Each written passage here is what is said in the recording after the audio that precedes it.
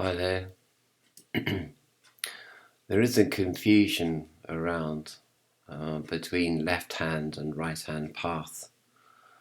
Um, the left hand path is to do with something being transformed, improved, augmented, something like that, really. We'll go on the right hand path in a minute. And so it's got nothing to do with left hand path being sinister or somehow immoral, and right hand path is something to do with moral practices. So it's not a definition. It's not it's not that kind of distinction between somebody who does magic without any ethics and somebody who does magic with ethics. It's nothing to do with that. It's much deeper than that. But anyway, so this was a schema that I came up with for another video, which I'd never got around to doing. But basically, what it really amounts to is that something I didn't think I really appreciated, to tell you the truth. And I've been studying this for years and years, but it was quite a revelation.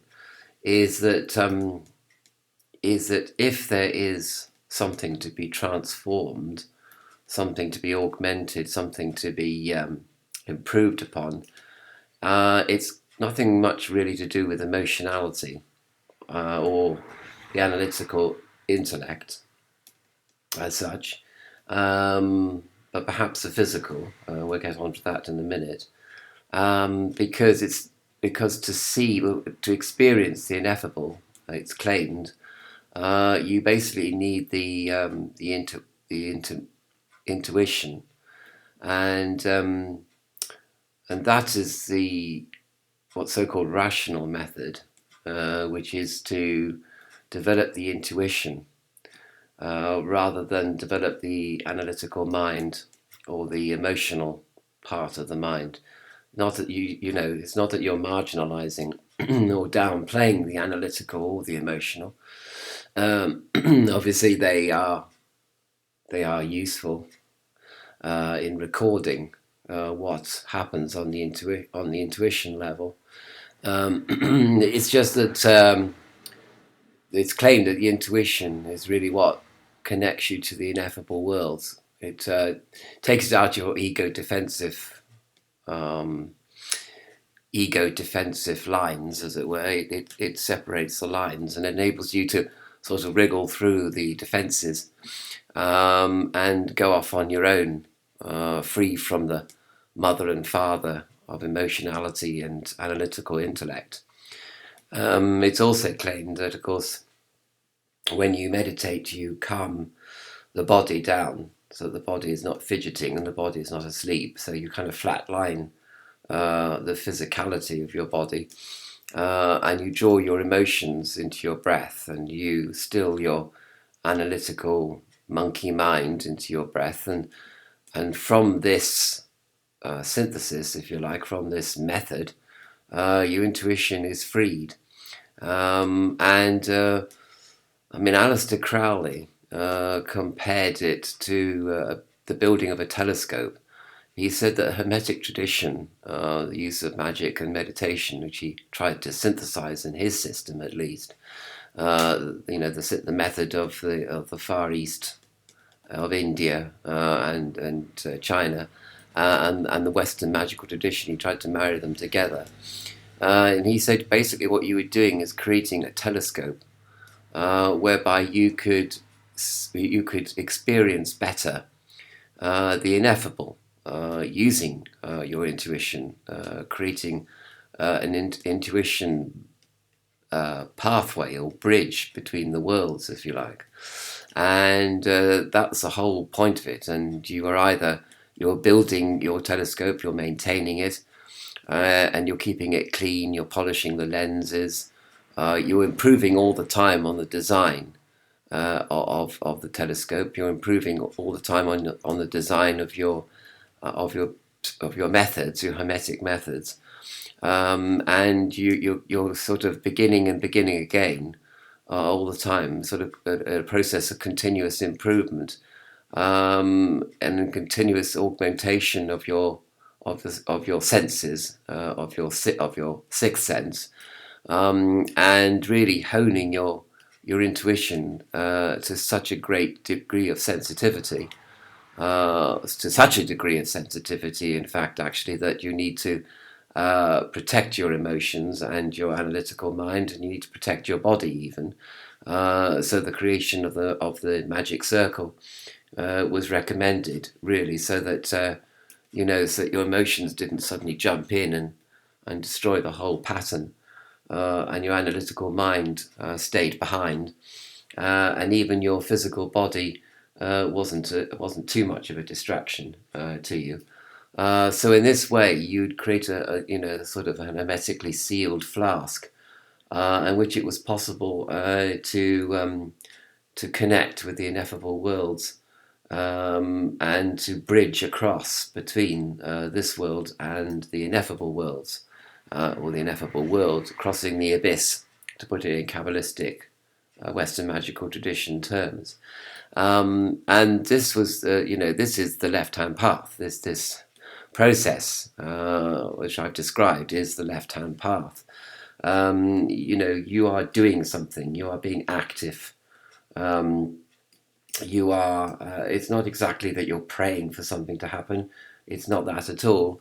Which actually isn't anything really. You're actually doing the work, and it's not works in the sense of St. Peter, talking about charitable works. It's work in the sense of the great work, the magical work. If you like, the Ignatian spirituality point that that you have to transform your psyche, or transform your connection with soul, in order to experience ineffable worlds, in order for some part of your consciousness, which I've called here the ego, experience of the ineffable worlds, supernal worlds.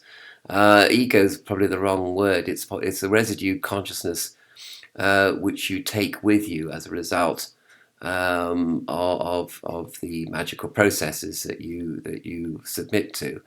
If you like, it's like you create your telescope and you build it and you polish it and you maintain it, and that augments your experience, makes you see farther into space, and so you're taking your ego experience into the far reaches of space, and bringing back data which you can wonder at, which is the emotional response, but more importantly, which you can analyze intellectually, and come up with with a corpus of scientific data. So, as Crowley says, the aim of religion, the method of science. That's where he sort of gets that axiom from, I think. However, I just want to say that this is nothing to do with the right-hand path, because the right-hand path is a matter of waiting and having faith. So you are waiting for salvation to occur, to intervene in history. In a sense, it already has intervened through Christ, but it's going to intervene again at the apocalypse. And the right-hand path really consists of waiting patiently and not doing anything, because there's nothing to be done. It's going to be done for you, and to you, and all you have to do is submit to the will of God in this matter. Now, people will point out this parable of the maidens and their dirty lamps, and they didn't clean their lamps. This just refers to the Torah. You still have to keep the law. You still have to keep the commandments of God. You still have to lead a moral life as you're waiting, as you're passing through this life, and going into the deep sleep of death.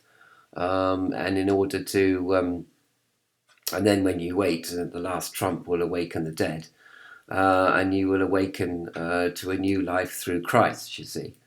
So this is a completely different approach to left-hand path, well, you're actually actively doing something. You're building your telescope. You're increasing your intuition. You're building your element of fire, if you like, which refers to intuition.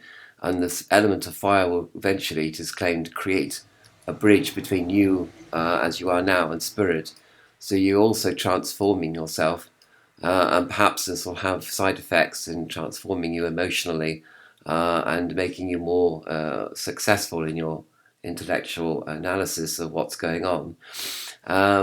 So it's kind of like a self-improvement sort of self-improvement process that we're talking about with the left-hand path, rather than the right-hand path, which is purely passive, purely waiting for the inevitable. So if you're baptized in Christ, it'll be an inevitable process that salvation will occur. It will occur either in your lifetime or in a future lifetime. Well, not in a future lifetime, but in a future time, as we look upon it, salvation will occur. So I think you have to be very aware before you go into this, because well, it gives you an understanding of why right-hand path people don't trust left-hand path people, because it's almost like I thought of a joke today about Aleister Crowley.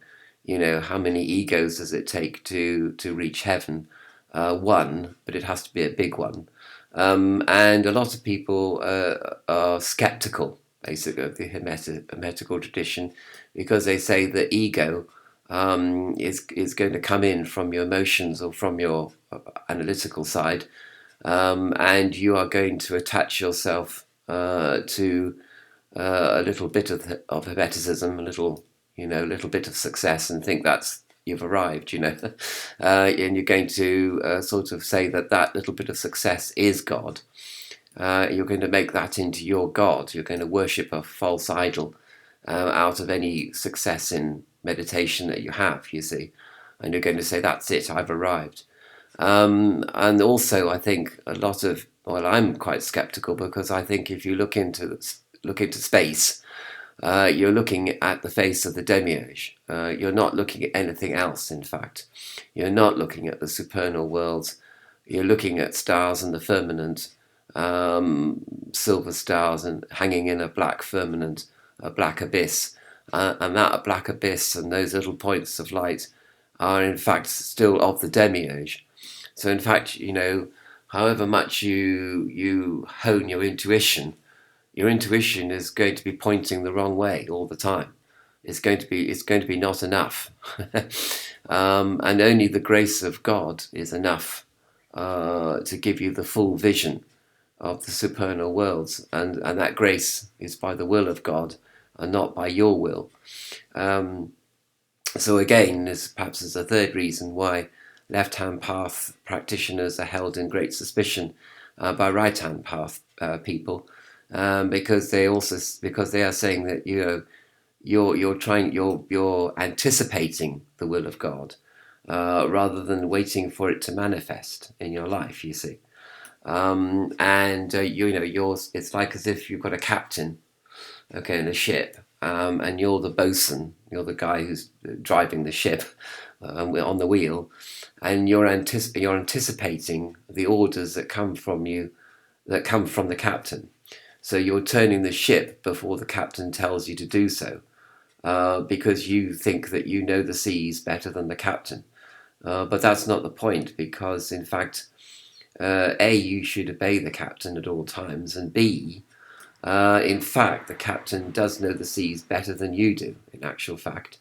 Now, in actual fact, ironically, during the 17th century, 18th century, it was probably the fact that captains actually knew less about the seas than their bosun, because captains bought their commissions and actually knew nothing about sailing at all. They just come up. They just been plucked from the upper classes and given their commission and put on the poop deck. And probably the bosun and probably the able-bodied seaman actually knew more about more about ships and sails and and trade winds than in fact the captain. Of course, that's why they had midshipmen, of course, and a midshipman would take years and years and years of apprenticeship in order to not get the theoretical knowledge, at least, of how to actually pilot a ship. But even then, even with all that training, it was probably still the fact that the boatswain knew more about sailing a ship than the captain who'd come up from midshipman. So, but the captain's word was law, and if he told you to steer the ship in a certain direction, that's what you had to do, even if that meant that you were heading towards the rocks. But anyway, that's sort of that's that's a little foray into 18th century naval politics for you. I don't think it's a similar thing to this, because truly the God knows more than you do, and the God has the vision. The God has already what you're looking for, so there's no need to look, because God will give you that which you are looking for. So there is no need to go on a pilgrimage to somewhere, by honing your intuition or whatever, because it will be given to you where you are now, in the here and now, if you open your heart to the grace of God, you see. So I think, I don't really want to give my opinion on whether the right-hand path is true or left-hand path is true. I don't. Possibly there's a sort of balance between the two. I think in practical terms, most religions actually have both right-hand path and left-hand path actually in their toolbox, in fact.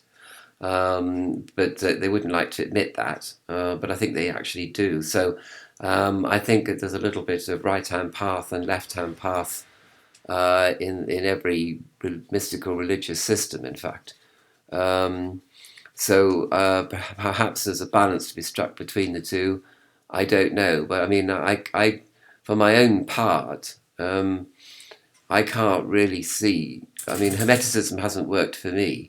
I haven't been transformed at all by any of these spiritual practices. In fact, in many ways, psychologically speaking, I've actually probably got worse over the years. But that might be due to other factors that have nothing to do with the emetic path. It might just be due to old age and neuroplasticity being reduced. So my psychological problems were being dealt with because I was just younger. And now as I get older, I'm not able to keep it all together, like I used to. And so perhaps for me, the Hermetic path is actually lost, in fact, because my mind has no longer got this neuroplasticity that it would need to follow the path successfully. So it could be that the right-hand path is all that I have left as I turn nearly 60. But I don't know, and of course there could be environmental factors involved as well.